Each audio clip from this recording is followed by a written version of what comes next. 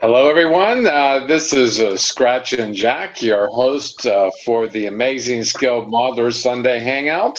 Amazing Skilled Modelers is a Google Plus and Facebook community of skilled modelers reaching across all skill modeling genres and mediums, and to encourage friendships from around the world. And today we hope to find it, we hope you will find it to be an important source of information about the hobby, hear about something new, and see firsthand the skill modeling experience. And today are joining me the usual suspects to kill in time. So if you are joining us on the YouTube channel, which I will be popping over shortly, so hello to you in that live chat. I did post a link to the Amazing Skilled Modelers community so that you can click on and join us in the conversation. But if you prefer, you can stay over there at the chat and chat away. And bring your questions, comments. All are welcome, of course, today. And don't forget to subscribe to our channel, the Amazing Skilled Modelers channel on YouTube, and comment and suggest anything that you'd like. But first, you know what? I got to do this first, Wayne. Sorry. The community roundup is still looking for those group builds. We're doing the group builds this past whole year. Starting in January was a Batman build, and if you don't have a Batman kit, why don't you build a utility belt? Yeah. Belt. That would be actually kind of interesting. So I have never seen anybody do a utility belt, but that would be interesting. And also out of the box builds is stunt and speed. Usually it's a vehicle, airplane, car, boat that is known for speed or has broken records. Just build them up. And also out of the box is street muscle custom cars. You know the ones, you've seen them around the fairs, around the community festivals, and the summer cruises. Those cars that just look like you want to own them, but if you do, you would probably have better uses for your money, but you know what I'm saying. So, and also our mega build. This is going to be the big one. This is going to be a Star Wars build that you're going to add photo etch, aftermarket parts, even redoing things. You can even scratch build a Star Wars build. You can add lighting, animation, and sound, all kinds of stuff, and not just simply out of the box. So test your skills in other ways, like soldering skills, and I'll show you mine momentarily.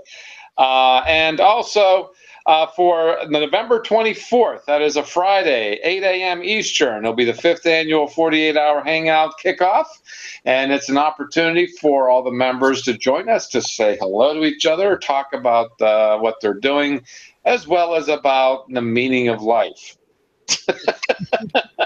And hopefully this year we won't get drunk. Anyway, it's a non-broadcast. This is not something that we're going to know, anybody's going to know you're going to be at, so it's not going to be recorded. And anytime, day or night. Well, I plan on being here as long as I can't stay awake for the whole 48 hours. So that's a Friday, November 24th. For you Americans, that's Black Friday, the day after Thanksgiving. And I'd like to say happy Thanksgiving to our Canadian friends who are celebrating this weekend. Thank you. Happy Thanksgiving there, Jim. And also from my Google right to left this time instead of left to right, we're going to read those other languages that go in that way. The Google languages. How you doing, Wayne? I'm fine, thank you. I would say I've had 2 14-hour shifts. I wish I didn't. Oh, jeez. Yeah. 2 40-hour days, that kills. And I'm not saying which films are on, but one's called Blade Runner, and it's not doing very well at the present. Oh dear. Very late, very few takers at the minute. But apparently that's it's happening everywhere. Well, enough movie talk, and it's because I'm not supposed to talk about stuff like that anymore, apparently. I got a warning. So, I mean, yeah, 2 14-hour shifts. That left plenty of time to do some bench time, right? I was doing time. I'm getting up 7:30. I'm at work for 9, and I'm finishing around about 11 o'clock at night. Oh dear. That's pretty insane. And they pay you for it as well? Pardon? And they pay you for it as well? Yeah, they pay me for it. I do get a paycheck during the week. Mm-hmm. Mm-hmm. But they supply us with free tea and sandwiches sometimes, so I'm not bothered. Mm-hmm. So what are you threatening to do on your bench? Drink a bottle of sandwich. I've been working on. So here's one of my tanks. They say sniffing glue is a gateway drug to alcohol. Too late. Really cool. Yeah, this is the Russian. Soviet tank? I saw a Red Star. Yeah, Soviet 1944 tank. The decals for a I can't remember. It's one of the Guards tank regiments that entered Berlin. Mm-hmm. That's the decals for it. Mm-hmm. Weathering just mess it up, scratch it up. Hopefully, I'm going to do some scratch building that make some like mesh screens for it, because some of the experimental with the mesh screens on some of the tanks got anti-tank weapons which didn't work. Just basically blew the skirts off, the screens off, Mm-hmm. and that's one of the things I've been working on. And my third Gundam kit. Yes. Yes. Your third Gundam. Yeah. I know. See if I can get some more lights on, but I'm using my tablet, not my computer, because I didn't turn the computer on. Let's see. You did post some pictures. Yeah, I even made a little base for it. Okay. Which I got no pictures for that, so I can't remember. Oh, here it is. Let's see if I can do a screen share.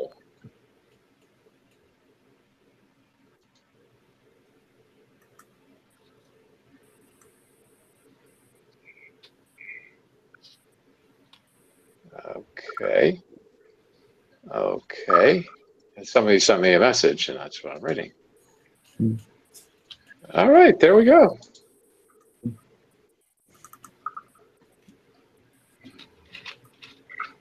Oops, let's switch. There we go. That's my third attempt anyway, so Mark seems happy about it, so that's all right. That's looking wow. pretty good. It does look good. And that's just what, 4 inches tall? roughly, yeah. And basically, I just used tiniest paints and I just airbrushed it piece by piece. But for the gun shield, I just thought it looks a bit plain, so I thought I'd just do my own masking on it and just put some different colours in it. Yeah, just do a random camel pattern. Yeah. Well, I used the Attacker Marine Corps helicopter set. You painted this? It looks like, I don't know. Did you paint this? Yeah, I've primed it and painted it, and it's each piece I cut every piece. I've cleaned it up, got rid of all the excess, and just primed it and painted it. Okay. What I've done, instead of using white, I've used the titanium silver color. Right. And then what did you use to mask? What I did was I think for the gun shield, I just use standard standard masking tape for what you can get the hardware store. Wow, you did a good job. Look at that. Right here. This is what I'm talking about. Right there. What I've done is I just took all the stickiness off, so it's not too sticky when it comes off, so it doesn't pull the paint off or leave any residue and everything. Well, I think it fits the model. I think it's fine. I'm just astonished about this little channel here that you were able to, mask it in a way that. Yeah, what I did was I just used the blunt end of the knife just to squeeze it into the channels. Mm-hmm. So I also posted it on the Facebook, and somebody asked me if I was going to wash it, but I thought I don't want to go too mad over the weathering because it's just may spoil it. Mm-hmm. You can just go overboard with the weathering. Yeah, I've got 2 more Gundam kits in my stash to build as well. So, I got 100 scale kit. I'll go and get it. Mm-hmm. Oh, it's really good. Yeah, a little bit of departure from your tanks, eh? Mark anyway, so Uh-huh. that's the one I got. Oh. Wow. The box art alone is not fun to have. I had to order this from actually got this from Japan, and it's about what was it, about 30 odd pounds.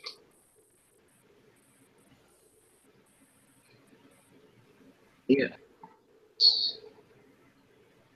That's cool. Yeah, so not sure what to do with this one. Mm-hmm.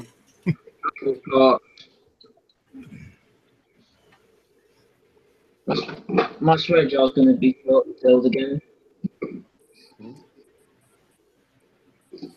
but I've still got a load of tanks to build. So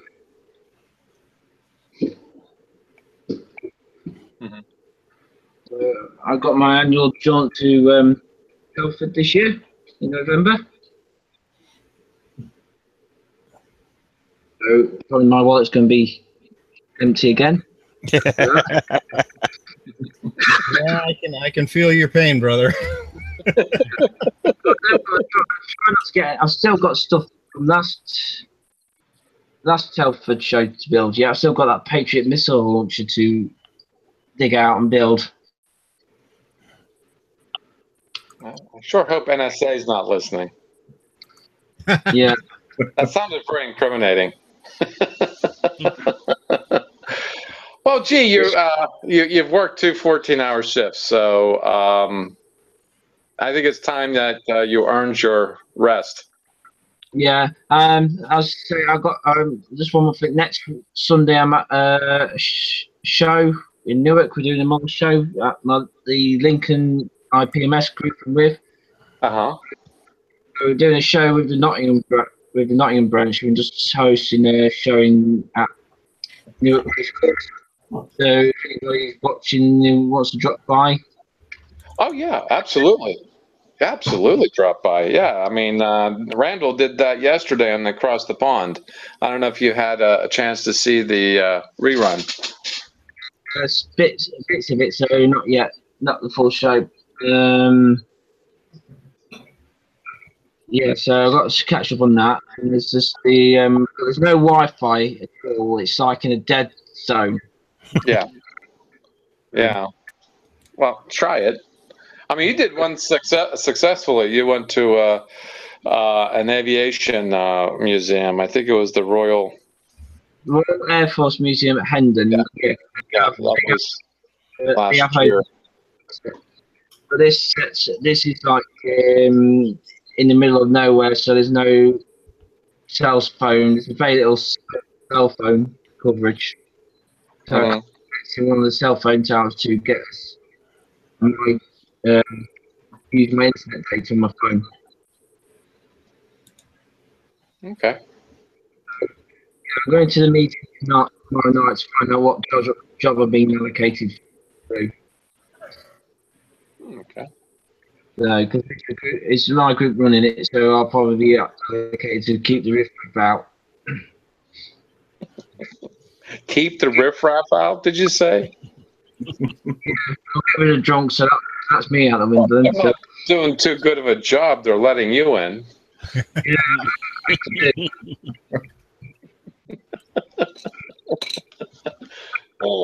All right.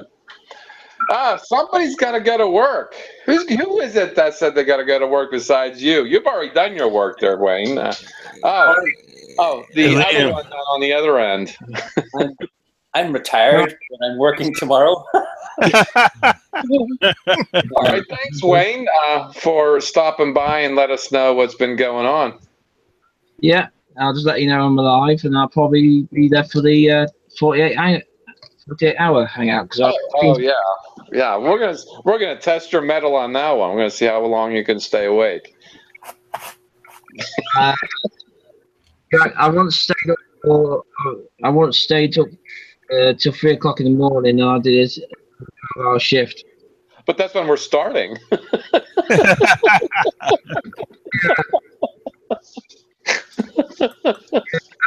I had to do some jobs for my boss, and I was basically did until 11 o'clock at night straight through. No break. Yeah, I did a full day, and that's it. And I just went down. Okay. See you later. Right. Let's talk to the working retired guy. Okay, is that all right, Wayne? This is see ya. Wow, he just disappeared. Wow. What's going on there, Liam? You got to work tomorrow?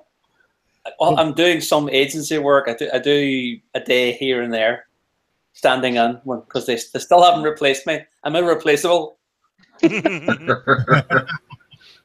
But no, two things. First thing is, this is the first time I've ever shown my face at an American hangout. You have. Yeah. Sunday hangout, yeah. There's a reason. I had to come in and say we're in the presence of greatness.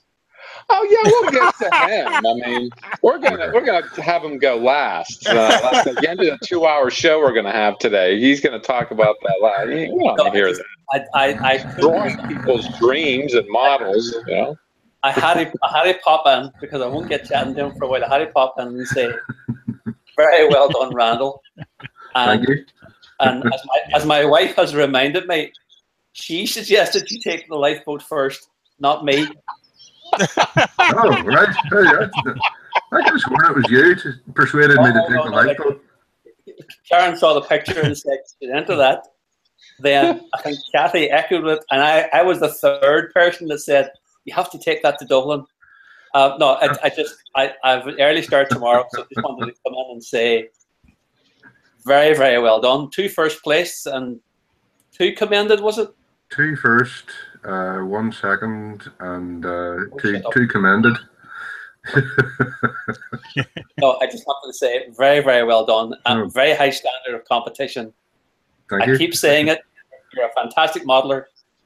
You're a very modest modeler as well, but you really, really deserve those awards. Yes. I haven't posted the pictures of all the other models there, so you know, you can see the sort of competition I was up against. But perhaps Jack, I'll join one of these again. It's just timing is difficult. Oh sure. In fact, I got the pictures queued up, so I think we're going to bounce back to the other end of the. Well, Wayne had to go first because he said he worked 2 14-hour shifts. He was going to pass out, and he's usually last anyhow, so we took him first. But thank you for stopping by, Liam. Stay as long as you want. But hopefully not the last time. I might make it again. You never know.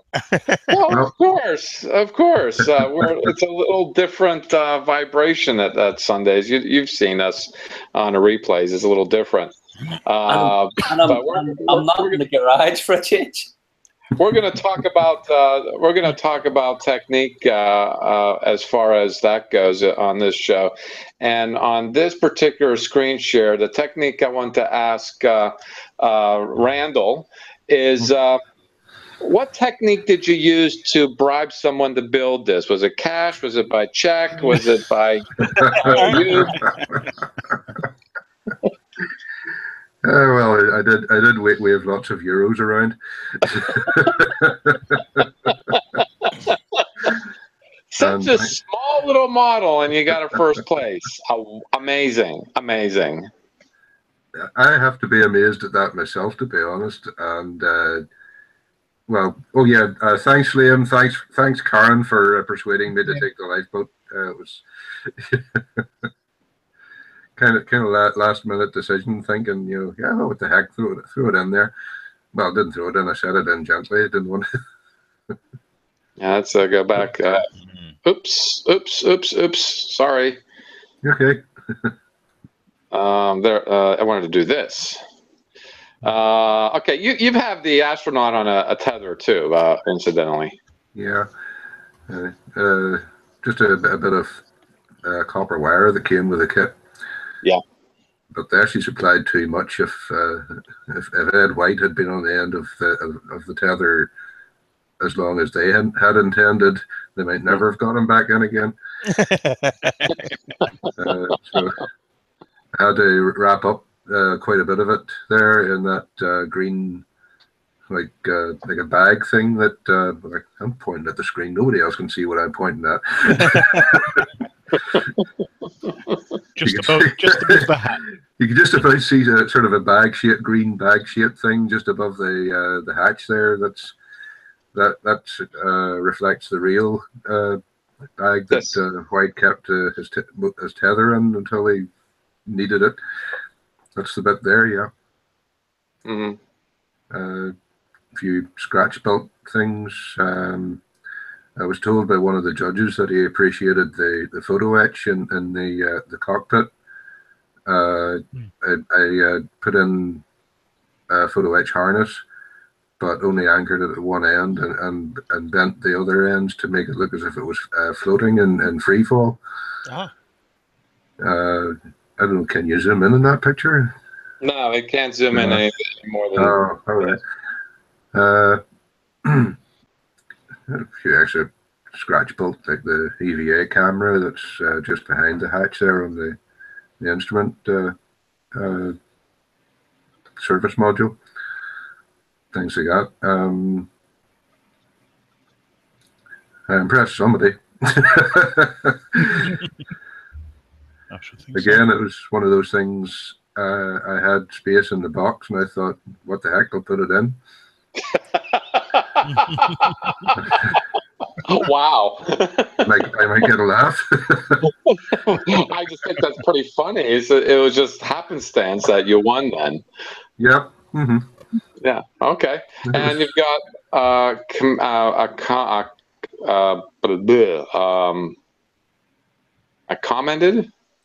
Commended. Yeah, commended. Yeah. On this one, I like this one. I mean, you've shown it in pictures as well as on air. I like this one. The paint is just such a fine job at painting this, and getting that the checkerboard was decal though, wasn't it? The kit supplied checkerboard, but it was the stripes were too broad, so there weren't. Oh, really? There wasn't the right number of them going around the instrument section there. So by pure good luck, more than anything else, this 6mm Tamiya masking tape worked out to be exactly the right size. So essentially, I just laid tape stripes or tape strips vertically the whole way around, cut and circumferentially around the top and bottom ends, and then lifted alternate tape strips on each. And after a lot of spraying of black paint and everything else, I took the rest of the masking off and prayed while I was doing it. Prayed? Yeah, which for an atheist is no mean feat, is it?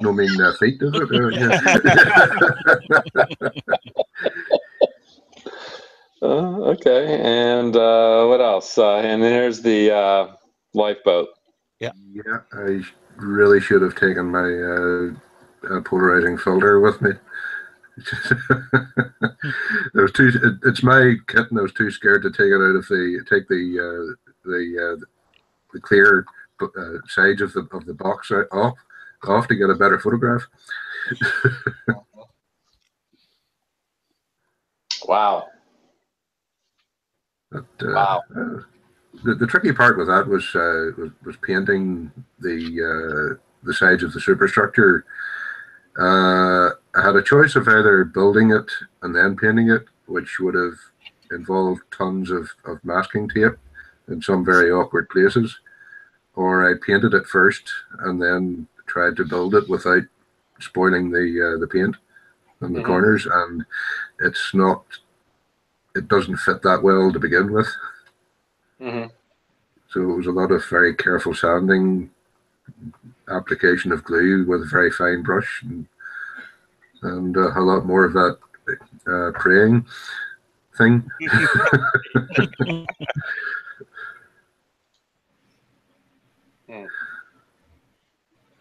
And I think there's one more. Wait, there's something like clicking onto the screen. I was doing the same thing you were doing. You were pointing at the screen. Yeah. And of course, second place for your stunt double here. Yeah, you know, hey, the yellow paid off. It did, yeah. Amazingly, yeah. Yeah. Funny enough, the yellow finish, and that was probably actually less effort than any previous yellow that I've tried. I don't know why, I just got lucky. Just got lucky, but you had problems with the decals too. I mean, the decals weren't saturated enough, wasn't that right? Yeah, the 400 on the fuselage sides, they were quite translucent. So when they went on the green fuselage, they turned a very, very pale green instead of white or yellow. No, they were yellow. That was it. They sort of, well, sort of went sort of a greeny shade of yellow. So I scanned. I thanking the God I don't believe in. I scanned the images first before I tried to use them. So I went back to the scanned image and used a program called Microsoft Paint and painted in more solid colors. And just by luck, also I managed to match the green on the printer. But even then, I still had to print 2 sets of them because even with the Dactyl paper, it was still translucent to a degree, and also very fragile. The inks were very fragile on the surface. Even when I applied micro liquid Dactyl film, this stuff here, painted that on, and there were still like flakes of the color lifted as I was trying to apply it, and I was being as gentle as I could. But I eventually got there. Even the markings on the tail, the sort of like the squashed diamond logo, was mostly painted on the computer before I printed it. All the rest of the decals all came from the kit. You also had some issue with the canopy too. You were wrestling with that canopy for quite a bit of time. Yeah, I couldn't get the canopy right. The whole thing was cleared down to the hinge lines. The canopy, the clear part at the top, and that aircraft slides forward, and then the 2 side panels hinge down either side. but I couldn't seem to get the join line that was molded on the kit. If I had followed that, per Jimmy Doolittle would never have got into the plane, or if he had got into it, he would never got back out of it again. Because the clear part was supposed to slide forward over the wing, and the way it came in the kit, it would never have slid anywhere. They'd have to have taken an axe to it or something like that. Which was a close description to what I did. I actually had to trim the forward section off it, fiddle around with the masking again, repaint it, and then I had to try and add a clear piece of plastic to the front of it again, so that it would actually match up. And sanding and polishing a piece of clear plastic that's like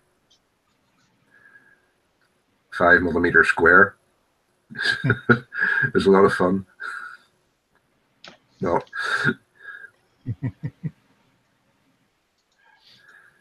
So we're just going to go back over these and take a quick look. The final hurrah. Oops, look at that. Still haven't gotten over to the live chat. I'm still trying to get them. I can't screen share and go to live chat at the same time, but yeah, thanks for sharing some of the first place winning techniques for your builds there. You know what? Congratulations, but quite frankly, I'm not that surprised.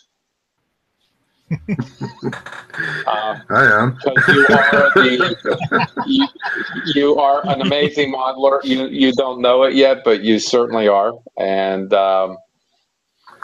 I really appreciate everything that you do and part with when it comes to the things that make a model good. And it's really funny because, I mean, when you're struggling with the canopy, I'm like, well, the thought was, my thought of that was, this guy's got patience like Job. Then again, why are the religious references coming out to an atheist? I don't know. But certainly, I think what I learned from you is just hang with it, because eventually it's going to get done. And look what happens. You win first place. Congratulations, Randal. Thank you. Thanks very much. Very good. And moving on forward or backward, however you look at things, from our Google right to left, we're going to talk to Phil. How you doing, Phil? Oh yeah, very backwards. Very backwards. Oh yeah, and thank you, Phil, for your good wishes yesterday at work. Yep. Put in a good word for you. I don't know if I want to show anything now, although that's just way too good.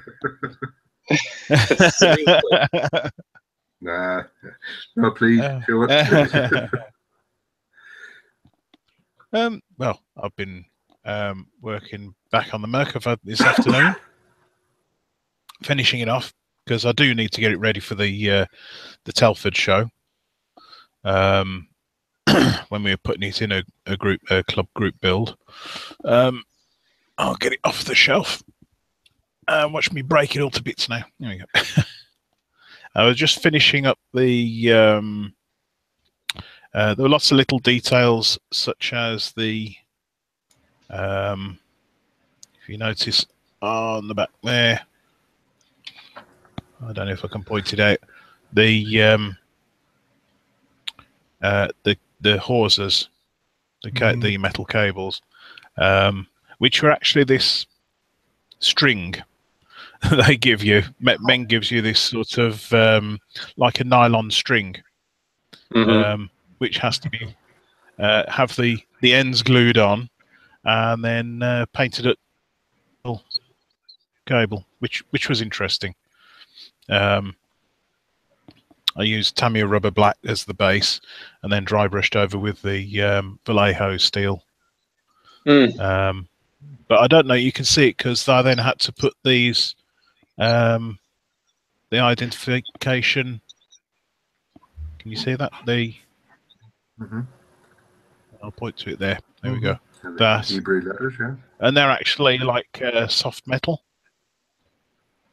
So they can be teased into shape because they're actually, I think they're heavy cloth on the real thing. So I did it so that it looks like they're sort of waving in the breeze. I did that. There's a rod and a shovel that's actually hidden away underneath now the turret. I'm not even sure why I bothered doing that, because I sort of glued them in, and then when I put the turret on, they're actually completely in the shadows underneath. And yeah, I've just been over it. You don't know if you can see just adjusted the weathering just to make it look more dusty. Dusted up the figures. Mm-hmm. And that was my afternoon and most of the evening gone. Dusted the figures. Yeah, just made them look dusty as well. They're dusty because they've been sitting on a shelf, or you actually deliberately dusted them? No, I did. I deliberately made them. Yeah, but it's like dust from the road. Because it's an arid. Yeah, I made them look because the tank was all covered in sand, and the figures, if they're sitting on the top and driving along, they're going to get a film of dust over them. So I like the touch of the chap having a swig of water there. Having a swig of water. Yeah, that the bottles come with the figures, because it's a separate set for the figures. You might just be able to see the driver. Just in his head. Hope he gets a warning before he I know. Yeah, hard swing to the left, and he's lost his head. Don't know how they do it really, but yeah. But the figures only came with the one helmeted figure. Yeah, there's an interlock in the hatch so that the power traverse won't work. Ah, right. Okay. No, I didn't know that. That's really useful to know. Took a tanker. At least I know. Yeah. At least I know he's not going to get decapitated. If they. Well, the way we used to do it is the gunner would kick the guy in the back when he's ready to turn the turret. And if he was feeling really nasty, he didn't kick the guy in the back. That would be a tight squeeze, I would suppose. Have you ever used, Phil? Have you ever used like gone out into the outside and picked up a few things to add to a model kit, like dirt, like dust, like dirt, or sticks, or stones, or? I haven't. I've heard about it being done, and I thought, yeah. But the real dirt tends to be a bit too coarse. Yeah, so that is scale. But small pebbles work fine. You can get out and collect real pebbles.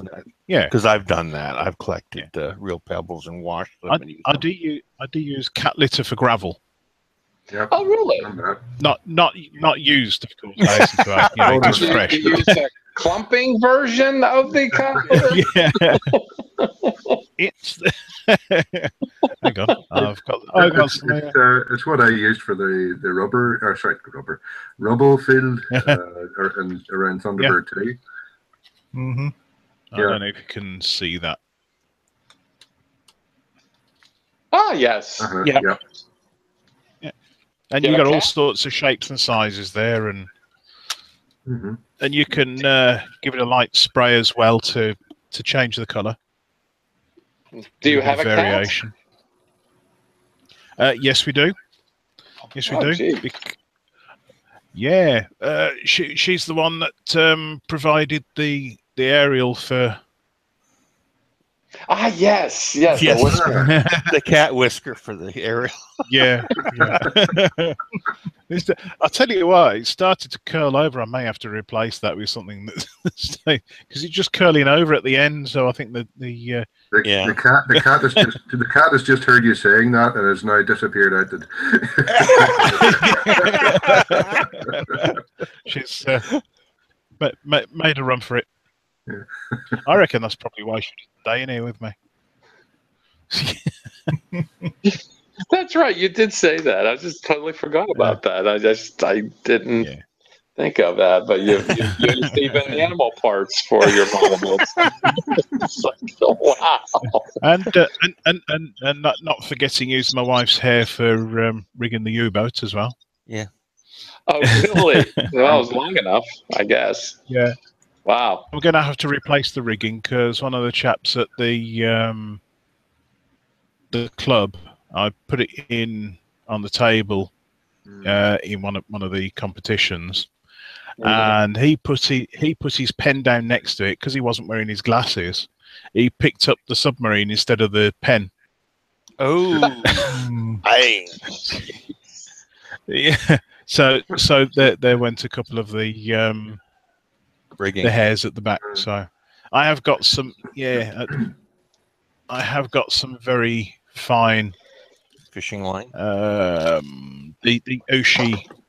Ah, okay. The Oshi thread, which comes in a little spool like that. Yeah. Really fine. Because I didn't have anything fine enough at the time, which is why I used the hair. But obviously, if I'll use that now because it's got a bit of stretch to it. Yeah. A lot easier to work with than on my wife's hair. On my Nosferatu model, I did something I think rather appropriate. I painted the hair, but then I went over it with black rat hair because we had the rats. Oh yeah. And I thought the rat hair would be a perfect thing to go onto that particular character. They just brought it to life. So. Yeah, for a lot of my lines in that here, I've got various diameters of fishing line going right down to some pretty fine fly line all the way up to I actually got a mil and a half. Wow. Thick line. Yeah. If you guys want to laugh, the first time I decided to rig a biplane model, I thought, somebody suggested get fishing line. So I toddled off down to the sporting shop and asked for fishing line. He asks, what do you want fishing line for? I says, well, I'm rigging a biplane. And he must have thought I was talking about a radio controlled biplane. He sold me £12 breaking strain line. So yeah, the wings in that baby ain't going anywhere. That's the even funnier part. I actually used the stuff. when I'm going shopping for this, what do I do? I take my micrometer with me, and I go and actually measure the sample line coming out of the package to see which diameters I want, and that out of it off the wall. Oh, there's an idea. Yeah. Cool. Was that it, Phil? Something else to buy. That's really it. Yep. Yep. I don't think I've got your wife's hair, the cat whiskers. Wow. Cat litter. How you doing, Jay? Hi. Hi, Jay. You got a new computer. You want me to go next? Yeah. Okay. Yeah, I got a new old computer. I bought a used computer, but it was stripped down to everything, and I went over it with a couple of different things to make sure there wasn't anything hiding in it that I didn't want. And I have been buying a bunch of stuff. I bought a compressor from California Air. I think it is. That is it's a I want to be able to airbrush out here as well, not just in the paint room, because a lot of times I'm working on something and I just need a small amount of work done, but I don't want to have to crate everything all the way over in the other room. Yeah. So this thing is very, very quiet. You can have it running and hold a conversation, unlike the Harbor Freight one, which if I turn it on, you can hear it outside. Yeah. But it works really, really the nice. end of the street. And I got one of those portable paint booth things that I mean, you know, it unfolds and it has the fan and air filter that sucks everything through. I've been buying a bunch of tools. I've wanted some of these for a while. These are alligator. Forceps. Yeah, clamps. Yeah. Yeah, I've wanted some of these for a while. I got this size and this size. And one of these. Because a lot of times I'm trying to reach inside of, you know, in between things to try to get a part in or fix a part or something like that. And using tweezers, you can only go so far. Well, these help a lot. Oh, I bought a bunch of electronics and I bought a bunch of models. So first off, I didn't buy this recently. I've had it for a while, but talking about what's on my bench, I'm also a member of another group that is kind of dedicated to 1980s anime model kits and things like that. And you're supposed to grab a kit from your collection of 1980s anime and build it. Well, most people are doing, you know, the big robots and things like that. I wanted to do a figure, so I grabbed this. Yoko. Yeah, which is Rama. Yeah. A resin kit that is just one of the nicest resin kits I have ever seen in my life. I've been working on this, but I mean, just the shine and everything. There is not a flaw on this thing. So I've been putting this together. It even comes with the eye decals, which I think are kind of creepy. It's better than painting them. Oh God, yeah. I have been buying some figures. I bought one that I wanted when I was a kid, but I couldn't get it. And then later on, you couldn't get it anywhere. So, but this was re-released. So I've been working. I started on this. This is a pretty fast. This is a pretty fast little kit. You know, it'll go by quickly. Flash Gordon kit. Who released it? This was released by Atlantis. Re-released rather by Atlantis, and instead of making new instructions for it, they just it's two color printed, but it was originally a Revell kit, and they basically just photocopied the Revell instructions. And I'm going to use a different base and such, but it's you know, it's going to go together quickly. Oh, down here it retailed for $1. I paid, I think, $25 for this thing. So I got that. I'm building this for Deanne. This is she absolutely loves the Avengers movies, and so I got the Black Widow. Ooh. This is a good-looking figure. Good-looking. It actually looks like Scarlett Johansson if you paint it right. For myself, one of my favorite movies of all time. I got this kit. Yeah, I've always liked the cards, and I really like the movie. And I think I'm going to have fun with this one. And for vehicles, I picked this up. I've had it before, but I bought it again because this one has been modified a little bit from the original. Mm-hmm. And I have some nice blueprints and such. I want to build a studio scale version of this, and that would be like 43 inches long. So, you know, having this one be kind of handy. I did not get the photo etch or anything for it because the photo etch is cool, but it's on this model, it's so tiny, it would be, you know, you'd have to get in there with a magnifying glass looking through the windows just to see it. Picked up. Yeah, I with that kit, I made mention of someone who's Sutton is his last name, and I can't remember the name of his channel. It's on the Across the Pond yesterday. Yeah. I should have my notes around here somewhere from that. What show. I did order as extra parts for it, I ordered the Pan Am decals because There it is. Mobius. He does. It doesn't. I'm sorry. The decals, the Pan American decals that were in the original film, they're not included in the kit because of Licensing. Licensing and all that stuff.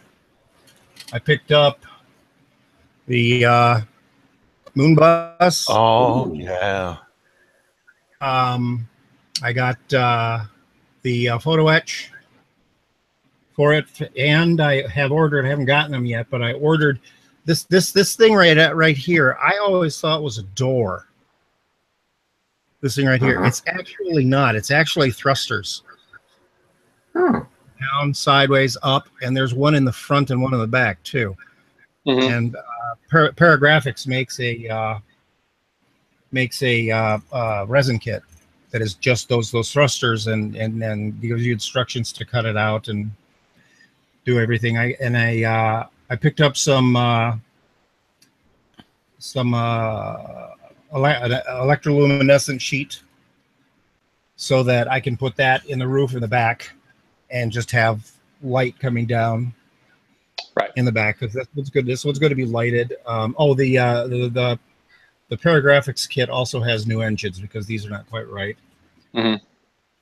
One I'm really happy about that I've wanted forever, and it finally came out. Ooh.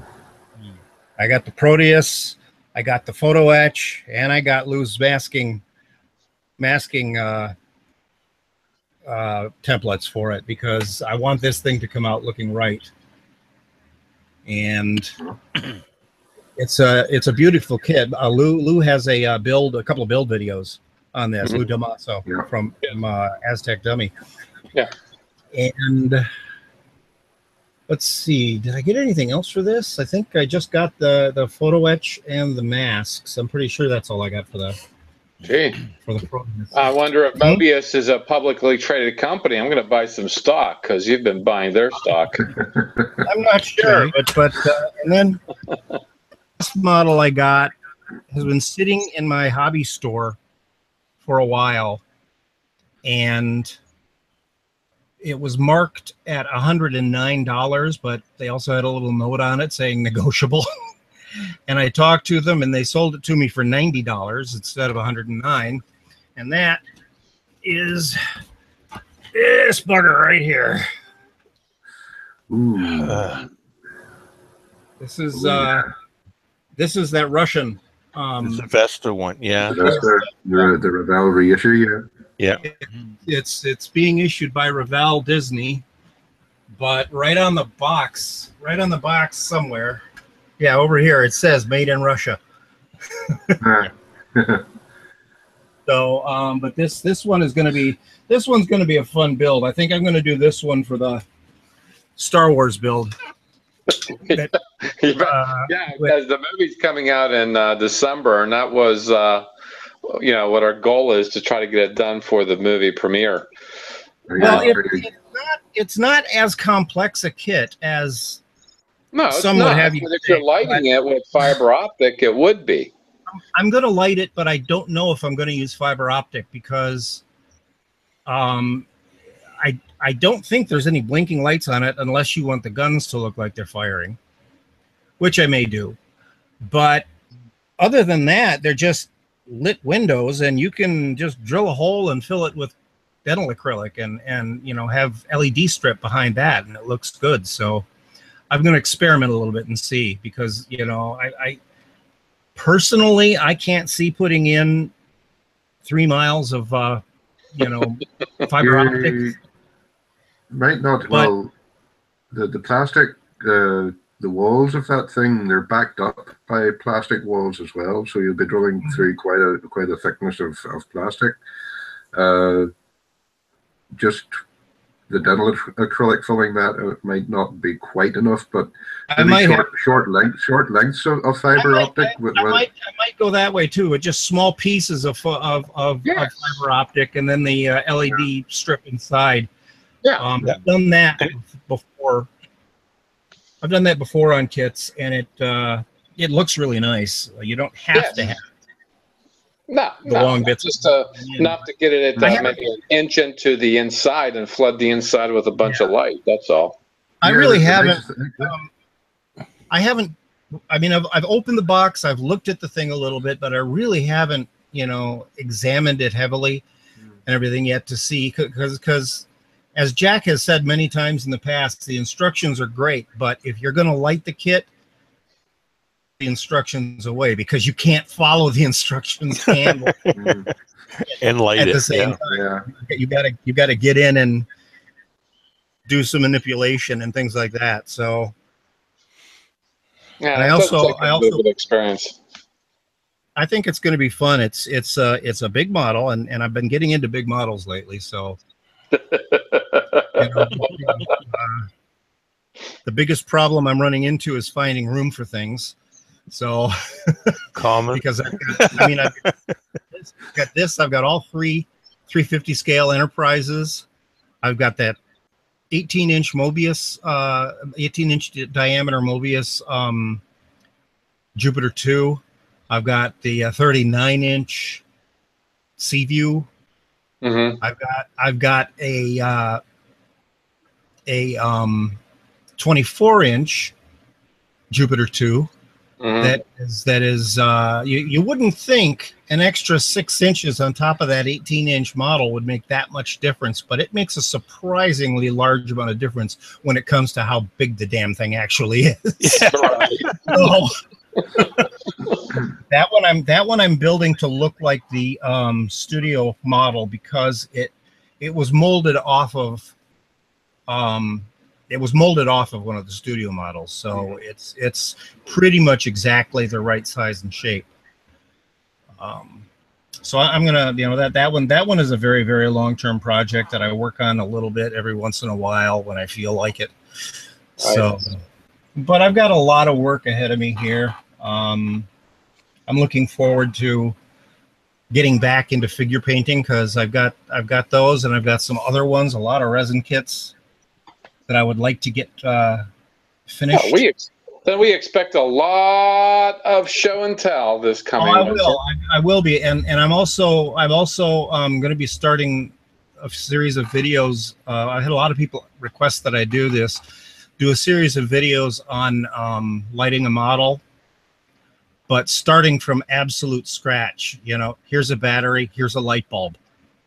Let's see how this works, and kind of like electronics, taking it up from that very, very beginning, so that you can understand how things work, and then build from there. Because once you know the basics, you can do for models, you can do darn near anything you want to. Right. So just to pop back to the Space Clipper, what I want to bring up was that it was Scale Model Kit Review. Steve Sutton did a comparison of the 2011 and the 2017 issue of that Clipper.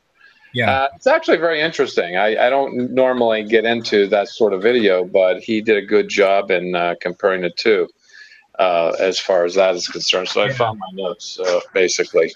This is a significantly nicer looking model than the original. The detail on it is really nice. Saying. Yeah, they're pretty. See, now that's what I even made the remark. AMT should take a page out of their playbook. Well, I don't know why so many. I mean, Mobius is a incredible company. They really take the time to try to do it right. But even Mobius, a lot of times, they could have put more detail in here. But I also know that that always costs money. The more detail you want to put in, the more money it's going to cost. to make those molds and things like that. So, and the price of models, I mean, it seems like models are extraordinarily high, but I did a comparison. I looked up what the average personal income was back in the 60s, and then the average personal income now, and then compare it for like a model kit like this, which was $1 when it came out, and is about $25 now. But if you look at the amount of money you made back then and the amount of money you make now, it's actually a lot closer just by percentage of your income. You know, I'm not saying that $1 in 1963 or 4 would have been worth $25 now, but it's closer than you think. So yes, models have gotten more expensive, but not to the degree that a lot of us bitch about. It's just, you know, and I'm guilty of complaining about it too. So I kind of know what you mean, because Airfix, when they brought out their first big 24 scale kits, Spitfire, Hurricane, Messerschmitt, at the time, it's like I'm talking about 1970, 71, 72, thereabouts, they were £10. Now that you would be lucky if you got one for less than 60. Yeah, and you know, but that's like 40 years, nearly 50 years. Yeah, so you know, it's not as much as we think. It still hurts. You know, when you see a model that you had as a kid and you want to build it again, but build it right, and you realize what it's going to cost you. Never mind the model you've seen as a kid. When they bring out something new, like the Discovery, not the TV show Discovery, the X-Ray Delta 1 Discovery, and I mean, the cheapest that I would be able to get it here, I wouldn't get much change out of £200. Yeah, and it's going to be like around $150 here, something like that. You know, and that's very. I mean, I'm already signed up on one. I have one reserved when they're released. Let me know. Okay, give us your money, so I can get it. But yeah, Lou Del Maso also did a review, or did a build of that thing. It was a pre-release build, but it's interesting. That's a big model. You know, it is a big model, but you know something, I have to go and say this. So I think I always laugh about it. When it comes to a model kit, size does matter. And what I mean by that is that I don't necessarily want it to be obscenely large, that's the only thing you have on your shelf for the most part. Whereas some kits demand it, like the Star Destroyer does, and maybe the 350 Enterprises. But when you're getting into like model cars, 16 and 25 is, you know, very doable. I think though there have been car kits that were, I think might have been smaller, or maybe an odd scale like 18, and also like armor to provide with the correct amount, you know, be able to add the detail and the like. They'd have to be a certain scale, and those are like, what are they? They're like 30. I don't know. There's something like that, not too far off of 25 for armor, and aircraft, and especially aircraft comes in like an amazing amount of different scales. The ones that I particularly like is the 48 scale. So I think as modelers, I think we probably do care about size, again, depending on the genre and the model itself. Because I think one of the reasons why the Star Wars Star Destroyer is so popular is because it's one of the first models big enough to light, and I think though modelers, static modelers like we are, want to do more for a kit.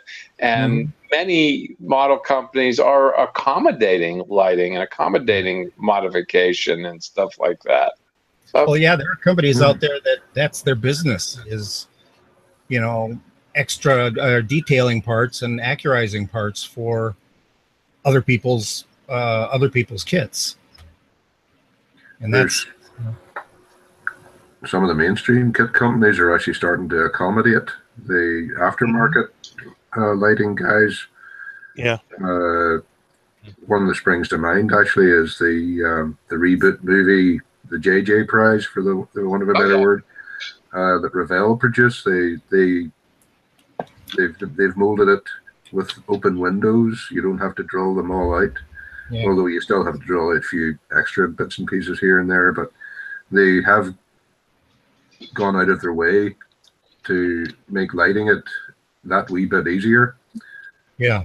You know, so the mainstream companies are starting to catch on to this, and are starting to accommodate the aftermarket guys. Yeah, some of the manufacturers even put mounting points in for the suggested mounting points for the LEDs and that in the models. Yeah, and George on the live chat asks, are the instruction in Russian? No, they're in English. They're in English. It's they're basically the company in Russia is molding it and sending it to wherever, and then Revell is boxing it and putting in the instructions and all that good stuff. So, but it is the Russian kit. It's just reboxed. The Russian kit reboxed. The Revell instructions are in their style, not in the Vesta style. Although some of the images might be the same, but the Revell are starting to do these, color instructions. Yeah, they're actually quite good.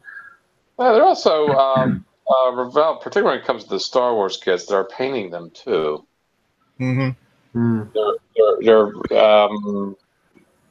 what I have is an X-wing, and it's painted. I'm using it as reference material. I might build it eventually, but I'm using it as reference material for something that a long-term thing. And I mean, I think that's what I think. Though it's no longer acceptable in many ways for most models. Now it is for if you're starting out, build it out of the box, and sometimes building out of the box just to do something, just to get something together and paint something, just get something done. It's always great to build out of the box. But even car modelers are putting cables in there in the engines and all kinds of fascinating things. And if you were to look at the aftermarket parts, particularly for cars, it's like an amazing amount of things that you can do. And I'm going to be sharing something later to prove the fact that although it's been done in the past, I'm getting the feeling that model companies are responding to different tastes on a particular kit. But first, I want to move on to Jim. How you doing, Jim? I'm doing fine there, Jack. It's usually the first guy on the block, and now you're the last. No, the last pretty long. By the way, Heath wanted me to tell everybody that he cannot make it tonight because he and his wife are doing something. I don't know. There's some event they're going to, but he wants to wish he said, give my love to everybody. So you're welcome, Heath. Yeah, you're welcome, Heath. Yep. All right. Let's go with your Falcon, your version of the Falcon. Okay, yeah. So I'm still working on my Falcon 9 landing version. So that I'm still spent most of the day trying to finish off the fourth leg. So that's what I've been doing most of the day. Application. Boink. I guess this is it before assembly.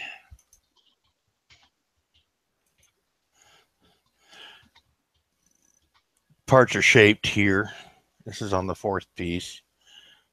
This main part of the landing strut, it's really quite a complex fold to get it to, because it's not a straight shape.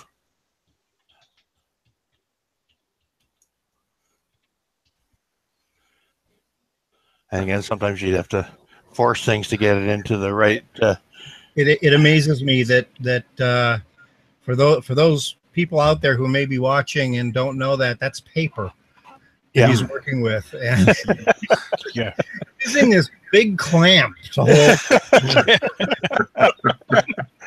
But I mean, you use what you have to get the job done. But I just that's amazing to me. That looks really, really incredible. It looks heavy-handed to me. It is paper after all. Yeah. Once it's assembled, it's a lot stronger than what you might think it is. Oh, sure. Oh, really? Okay. All right. Fair enough. Okay. So that's where I am with that for right now. I got one more piece to put on that leg. Let's get out of here. Boink. I got one more piece for that leg, but the next thing up is the struts. Now, it's interesting on the struts is because from references that they want to use a core in the struts to support them. So I've got a 2mm styrene rod that's going to go inside the core. Now, you can't use, like say, this is the covering for the main struts. I can't use normal card because it'd be too thick by the time you roll it. Plus the diameter that you have to roll is like you got to roll this vertically to make down to your tube, but it's going to be too thick with standard card. So in that case, it's reprinted onto standard standard printer paper, because then it's being rolled and it's being supported by the core. So that's a big difference in that. So I have to do some adjustment to figure how long a piece I need. They give me a test for the core, but that's too short from what I see the way it's got to go in. So I'll have to rough up the core to find the length that I need and then build it from there. So that's where I am with that right now. Hopefully I can get this thing built by the end of this week. Mm-hmm. Well, I don't know if Doug is with us on the same wavelength, but I'll answer your question momentarily, Doug. It's too much to type with my left hand, and I'm a right-handed guy. So, anyway, back to you there, Jim. Yeah. That's it? That's it for this part. Yeah, for my building. That's where I am right now with it anyway. Chatterbox tonight. But yeah, you got something to present anyway, so yeah. You're going to... Okay. For me, let's see. I was... Yeah. All right. Doug and you all on live chat. What am I working on? I wasn't being coy. There's just too much to... say. I did share a couple of pictures this past weekend because I thought I got to a place where it's becoming very interesting. And these are 78 holes for the Millennium Falcon burners, engine burners. This is the fine molds 72 scale. And I did earlier plug pairs of LEDs into this and then ended up replacing them. As I was mentioning on the note that I left with these pictures, is that I was replacing them too much. I went through 200 plus LEDs just to do 78. So the pairs didn't work out very well. And I ended up putting them in series, wiring them in series. This is a okay picture. So here you'll have just an example this might be one of the positive or the neutral leg, and then I jump it over to the next LED, which is right here, then jump it over here. This is called putting them in series. LEDs is a light emitting diode. Electric only goes in one way. It does not go the other way. You do not harm the LED if you try to force the electric to go the other way. But you would burn it out if you put too much voltage into an LED. They're voltage hogs, and they'll burn themselves out. So I'm working with 9 volts, and you can operate one of these LEDs at 3.2 volts. So having 3 in a series, that gets it over 9 volts. So I can actually put 9 volts through this, and it'll light. So this is a picture a lot closer as to the series, wiring them in series, and I used what do you call it, LED legs. These are legs that were clipped off of other LEDs to tie them together. They're really great to use because they're already tinned, meaning soldering was a breeze. I will be coming out with a video, I don't know, sometime. I'm not going to put myself to a time frame at some point, showing you my soldering technique. As somebody said, I must like soldering. Well, you know, you do learn to like it. If you're good at it, it goes through real easy. It is a practice to delve in. It doesn't come to you right away. And particularly with LEDs, heat transfer on the legs are extremely well. They heat transfer very well. And if the LED gets too hot, it'll burn out. And I've done that. I've held the iron too long soldering, and it burns out the LEDs too. So you really got to do it quickly, and it does take practice to do it quickly. If you're seeing something, some substance that looks like snow on it, it's actually dental acrylic. What you're seeing in this picture is about 3 millimeters thick of dental acrylic. I fastened the LEDs into the holes with super glue, with a little bit of super glue, and just to hold it in place. These LEDs are pretty delicate because there's hardly anything inside that's the plastic head, I guess, the resin head. And if you stress the legs a little too much, it repositions the diode, and of course it burns out. It won't work anymore. So I did fasten it in with super glue to start with, and once I got them all on after a number of testing, I was satisfied they all work. I just filled this in with 3 millimeters of dental acrylic, and this stuff cures hard, really very hard. You cannot even cut it that easy with a hobby knife. This is dental acrylic. This is something that would exist in your mouth if you want to get dental work. Momentarily, I'll show you the bottles and give you an idea where to find them, because I went right to a supplier of dental acrylic like years ago, like maybe even 5 years ago, and I still have the same stuff. But I built up the edges here with a piece of strip styrene so that more dental acrylic would fit in. And now the legs are secure. I can bend them, flex them, and I would not bother the diode inside the LED. So they're secure. They're very secure, I might add.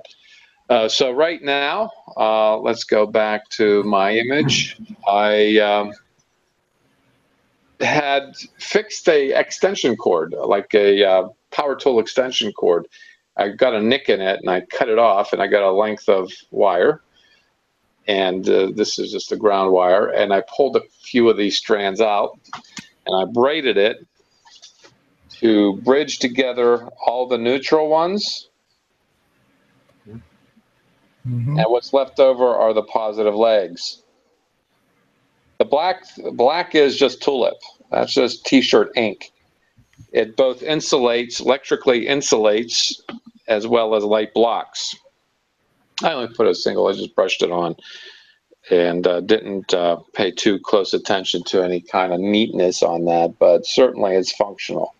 So there you have it. You can even see the LED heads in there. And when I get to it, I'm going to go through each of these holes. Once I got this all wired together, I'm going to put it on low power, and I'm going to get my clear blue paint and get the edges of the openings painted blue, just so that there's some hint of blue in it. Of course, these are white LEDs. They're awful bright. They're awful bright, but that was the effect I want. I want people to go blind when they see my work. It's the only way I can think of doing it. I'm not that great of a modeler, but I can blind them with light. So anyway, that's where I'm at, and this particular thing took like 2 or 3 weeks to do, trial and error, and that's what it's all about, isn't it? There, Jay, it's just trial and error. Mm-hmm.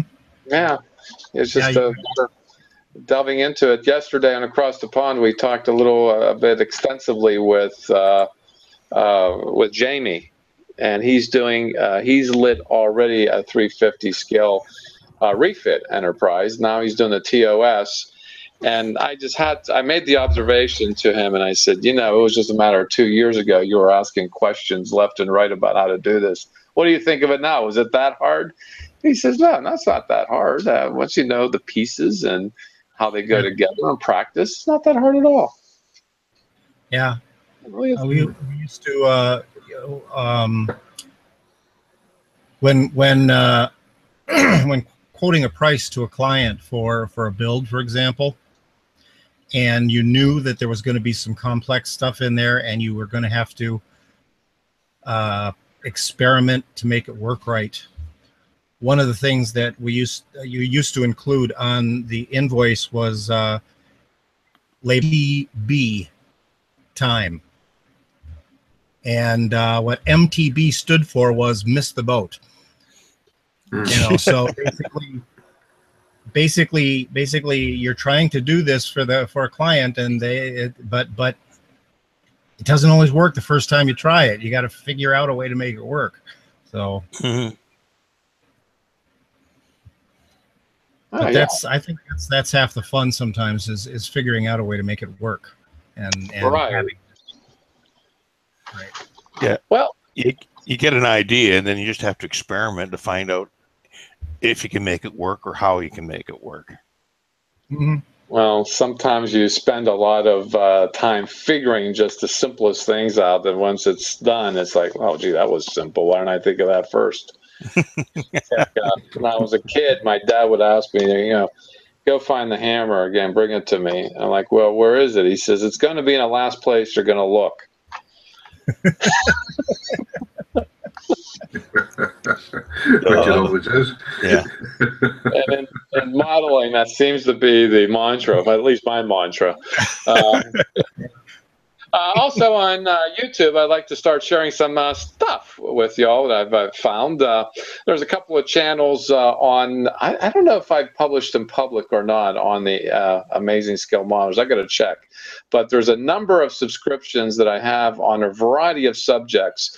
How to make good videos, scale modeling channels that are helpful with a lot of different techniques. And the two that I'm going to present here are basically model distributors or companies. I think they're distributors. One is not even a distributor. They're a magazine. It's the Fine Scale Modeler magazine on YouTube. And they do, I'm not even sure if it's monthly or weekly, but they actually have a nice presentation every now and again. It's great to see. And this current video dated September 8th, has the Zvezda Star Wars Star Destroyer presented there, among other things, some essential tools. And they bring these up. These are what we affectionately call the sprue cutters, and also more of a needle nose plier.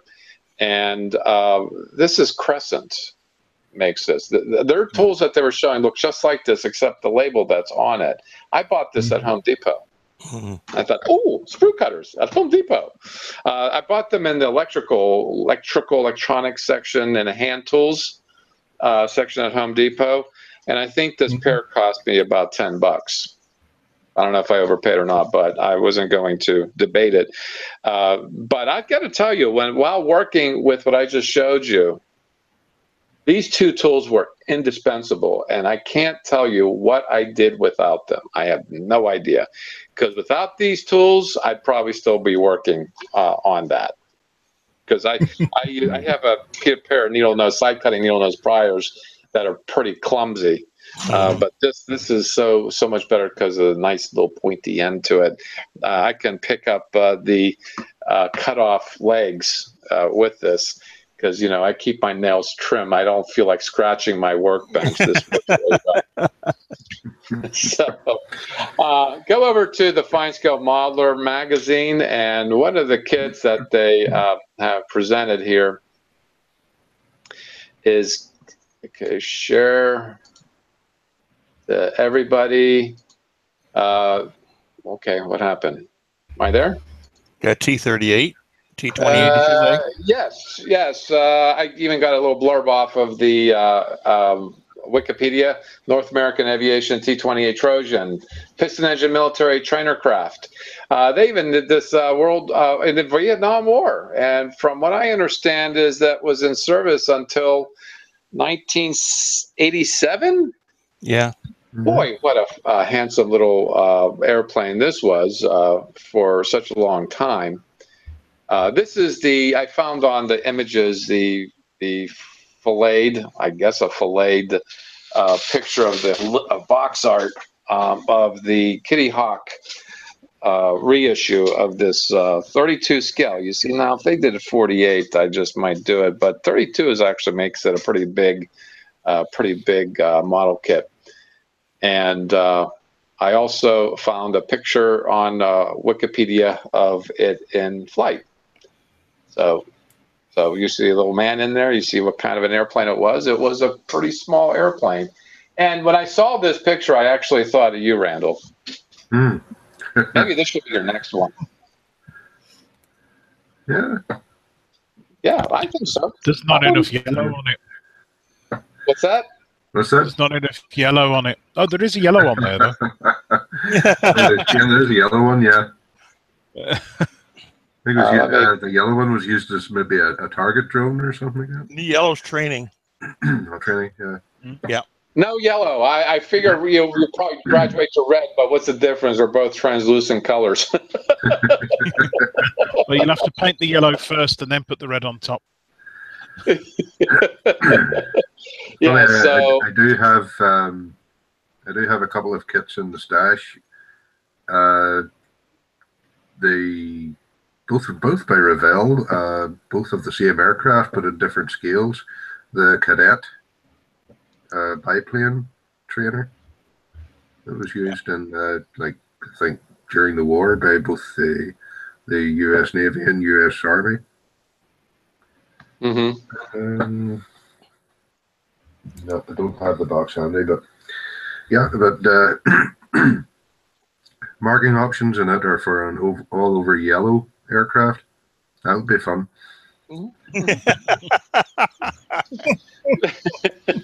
Yellow. Yeah, I'm gonna have to make these channels. I don't know if they're public or not. That's what's really bugging me now that I'm thinking about it, because I have subscribed for the Amazing Scale Modelers channel. I've been subscribed to a lot of interesting channels.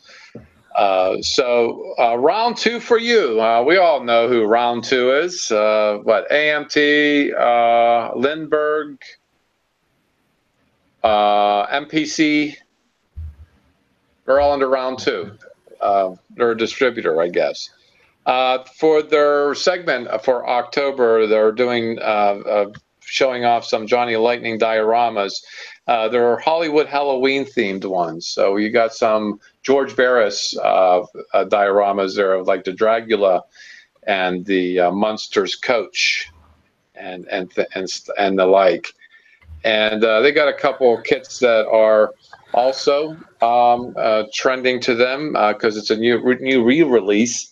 And what I'm saying, trending in Facebook is particularly, there's a lot of car modelers, and what has been trending there were AMC cars. I don't know why. AMC all of a sudden got some popularity going. This is the box art for the new AMT Gremlin X. And AMC Gremlin is an American subcompact automobile introduced in 1970, engineered and manufactured and marketed in a single two-door body style in America, 1970-78 by American Motors Corporation, which is, of course, now defunct.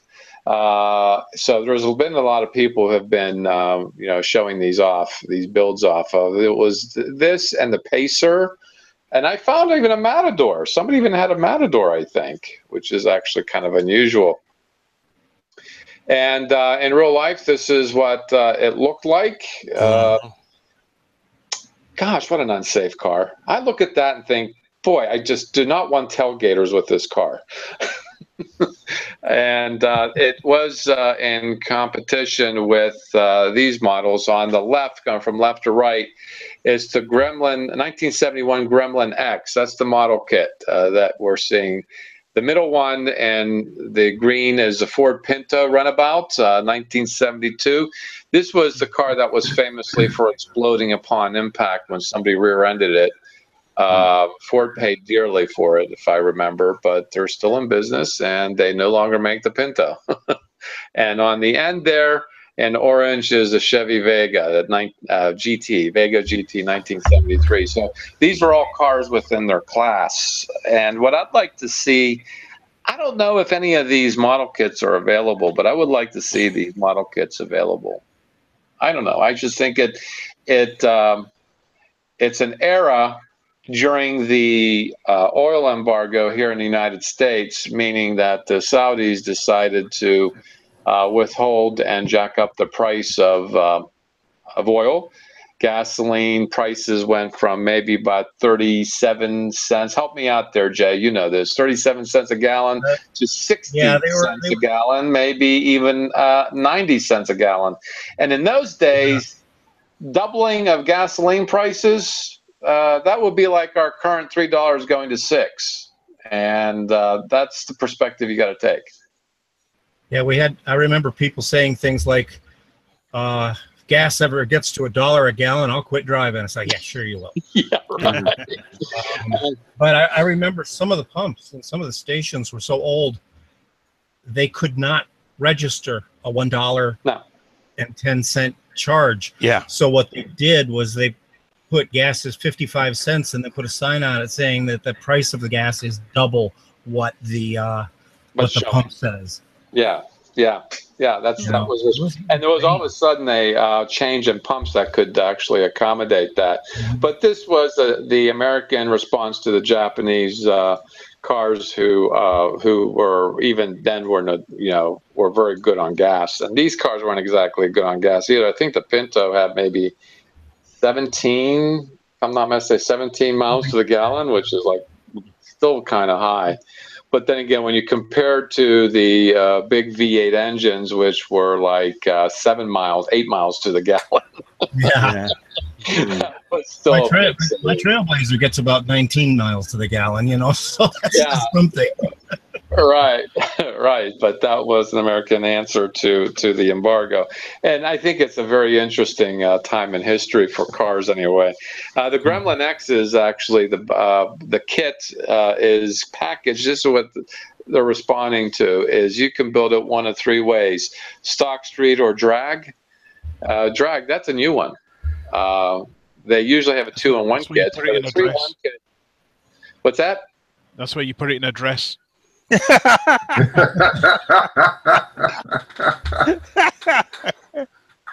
I did not say that, and nor did I hear that. But yeah, I think though, if it basically kills two birds with one stone, 3 stones on this regard, 3 birds with 1 stone here, if they put out these kits, and they do have parts to accommodate those builds and decals too, just the same. So yeah, go over to the Round 2 for You channel and check it out for the October. And one last channel shout out, Don't Save, Good, I've Gone Away. And this is something that I have subscribed to a long time ago because I like his videos. He doesn't talk. He just shows you. He just shows you what he's doing. And I'm surprised he doesn't have any more subscribers than he does.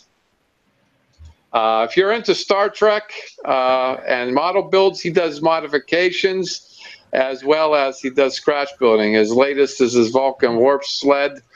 Look at that, a beautiful 12 minutes long. And he does other things too. But what I want to point out here is like he did the Dreadnought. This was a fascinating video to watch. He bashed two kits together. And this is what I'm envious of. He's done a Ptolemy class tug. Really good modeler. I do believe he's out of Canada. And these videos here, if you want to learn somebody else's technique instead of my own on LED lighting, check this guy out. His technique is absolutely amazing. I don't know how he does it. But take a look and see as to how he does his lighting. I certainly wouldn't want to try to imitate the way he does it. I'd probably blow up the house, but he does a very interesting job. He doesn't use very many wires. That's what I think is quite fascinating about his build. So check out Abba, ABBAHHH on YouTube and enjoy. A great set of videos. What do you got going on there, Jim? Okay. Well, what I was doing is I ran across a video. Let me get it here. I ran across a video there. This is for a YouTube channel I follow quite a bit called the EEV blog, and he's an engineer out of Australia. And let's get applications, Poink. And he came up with share. He came up with a fairly inexpensive power supply using off-the-shelf parts. You don't really need any real heavy electronic knowledge to do it because it's basically based on this module here, which is an all-in-one module. So basically, you can take like a 13 volt brick, like a 5 amp brick, plug it in the back, and put it into this, and then it'll output and adjust your. You can adjust the voltage out to here. So it's and these modules range in price from about $30 up to $50. Mm-hmm. So it's like it's in a small package. I found you can find them. You can find them on eBay and on Amazon, but this is from Banggood. They come in different current ratings. Mm-hmm. Maximum 32 volt in. Mm-hmm. And the idea is that it just gives you there. You just wire them, and they're accurate. You know, within 0.01 of a volt. Oh, really? Yeah. Nice. There's all different ones. I mean, you can get more. You can get them up to 15 amp rating for the modules. It's got a buck converter. It's a buck converter. Yeah. Yeah, that's nice. That allows it. That allows it to kick out more voltage than is coming in. Yeah. It takes away from the amperage basically, and puts it out as voltage, because that's sometimes what, you know, a problem that I've seen a lot of people have with when they're working with LEDs. Yeah. And that is that they're running the right voltage, but the LEDs just aren't lighting properly because they can't supply enough current. Yeah, they need something that higher amperage. Yeah, you know, they're running it off of an old transformer that kicks out half an amp, and they need to be running on it at least an amp and a half. And when they change over, all of a sudden it works. Yeah, it's just a terminal block to connect to, and you can, you know, I said, like, there's a program thing you can set this up, all your preferences on it, and then it displays. It shows what your input voltage is, and for your preset for your input voltage, and your preset for output voltage, and your preset current. Then it displays what's actually voltage is coming out of it, as well as your power rating. Mm-hmm. You got your amperage and your power rating for the draw of your device. Yeah, it's really important, particularly if you're going to use a wall wart to light your models, and you need to know what the capacity, what the amperage it's soaking up. Yeah. Somebody made a comment on one of the Facebook. Actually, I get Facebook and Google Plus mixed up, but he asked me, "Oh, there looks like there's 4 amps there just in your engine burners." I'm like, "Well, maybe 2, but I don't know. We'll see." And I have a voltage power supply that I bought from eBay that's already made to be such. It's a DC power supply. I think that ran, if I'm not mistaken, close to $100. Yeah, well, a fully built power supply, say a 5-amp one, we're going to run you from at least about $150 to about $250, in around that range. Yeah, but this will cost you what? Well, you might as well say $32 for the module. There you go. And then you got to buy a brick. You know, like you can buy a computer power supply. Like if you bought a 5-amp computer brick, to plug in the back, or if you might even have a used one floating around. So, but this company also sells a box. Nice. So you can buy a box to put your power supply in it. It comes with a fan and all the. So it comes with the fan and the front terminals and back terminals. If you want to put a jack in the back instead of the terminals for using a brick power supply, you can do that. So it just makes it easier. But you can buy your own. You can build your own box without anything. But it's just that for $26 you get the box. You can buy a box for it. And it's all pre-cut. But, you know, this has to go without saying. This is indispensable when you're lighting a kit. Yeah. This isn't yeah. It's almost like you have to have it because, I mean, if it's just a couple of LEDs, you could probably use batteries and whatnot. But I'm doing 78 batteries, and I got other LEDs in this kit too, in a cockpit. So you need one of these to be able to quickly test your circuits, do some testing as far as what amperage you're pulling down. Yeah. Because that'll tell you by looking at what your current draw is, will tell you what size brick you need for your model. Right. Exactly. Nothing's worse than those things catching fire. Well, if you've only got a 1-amp brick, and let's say if your model's drawing 1.3 amps out of it, you know you're going to have to buy at least a 2-amp brick. Yeah. The brick you've got is not going to cut it. So. Yeah, I mean, if you're talking about a 350 Enterprise, you are putting some serious amperages through it. Yeah, especially if you put a soundboard or something like that. And a soundboard, yep. Oh yeah, absolutely. I don't know I haven't built one, so I don't know what it's going to be. But I have to say, this Falcon is going to be the highest draw that I have in any kit that I've ever built. So. Yeah. So I just thought this was a good idea, and that for the modelers as a good, cheap, and easy way to get yourself a variable power supply for doing your LED circuits. Cool. Actually, so that's about what I was thinking with that. Excellent. Well, isn't it odd that I didn't really plan it, but we talked extensively about LEDs and even supplies, and pretty cool. I don't know how that came together. It wasn't planned. It worked. It works. Like my other half, what are you going to talk about today? I'm like, I have no idea. We'll let it flow, and we'll see what happens. Yeah. I wing it, but I think, though, to be fair, though, I've been thinking a lot about. I found some interesting characteristics between the Across the Pond and the Sunday Hangout. And Across the Pond is everybody's so excited to show off and be peacocks and whatnot. So it's going to be more of a lifestyle type of show about, not how did you do it, what are you doing, and are you having fun, that sort of thing.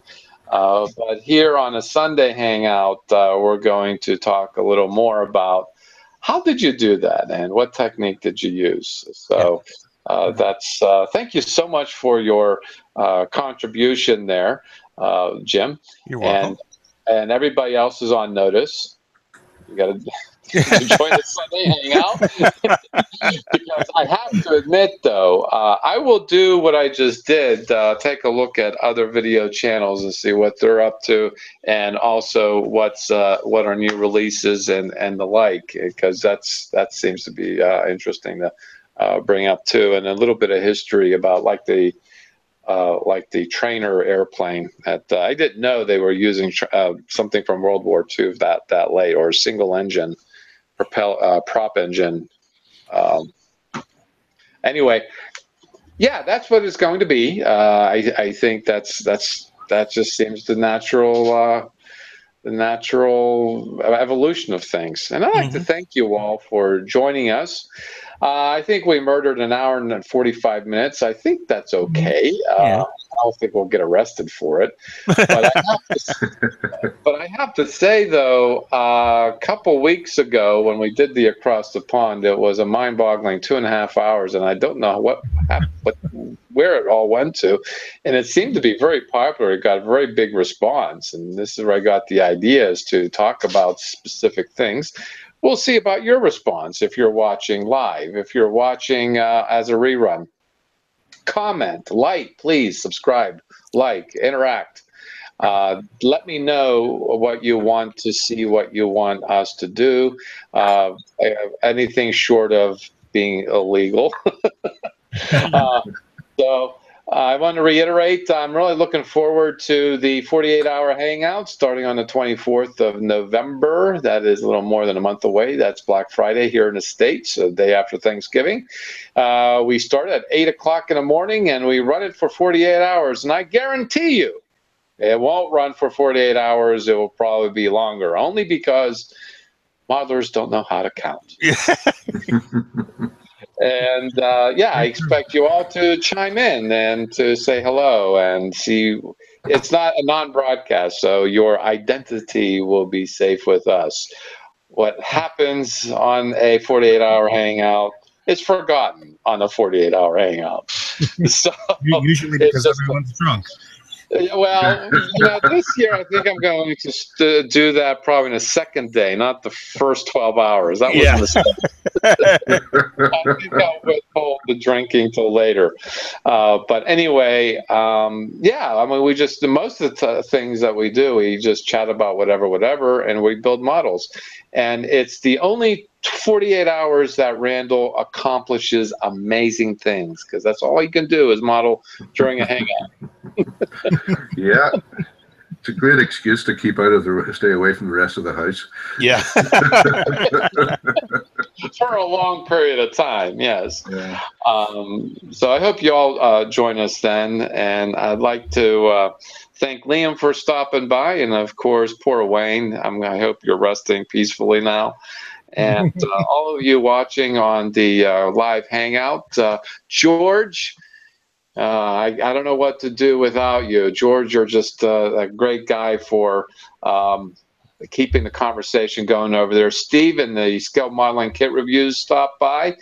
And Douglas Wheaton stopped by. And I know that Mark Dunmore stopped by. And there's also Joe McCaslin. Thank you for all of you for stopping by, having a conversation on the side. And boy, you know what you guys are talking about here? Let me just do a quick look at what does the HO scale convert to? These sorts of questions are being asked. And there's also the 35 scale Dragon Sherman and the 48 Revell P40B. These are the types of things that they're talking about over there in the live chat. So even if you're just watching, don't have a mic or camera, there's a lot of sharing going on over there as well. Oh, you're welcome, George. Thank you so much. Without you, George, you're my star of the live chats, George. Because you're funny too. You got the dumb sense of humor like I do, and that's a compliment.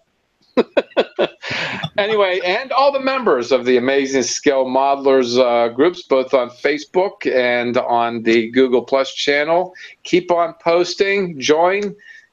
joining all the fun. And 2 weeks, we're going to have the Across the Pond Hangout on a Saturday. What is that? Saturday, October. Wow, it's already to the end of the month, 21st, October 21st. And the 22nd for the Sunday Hangout. Till then, thanks for joining us, and happy modeling, everyone. Good night. Good night. Right.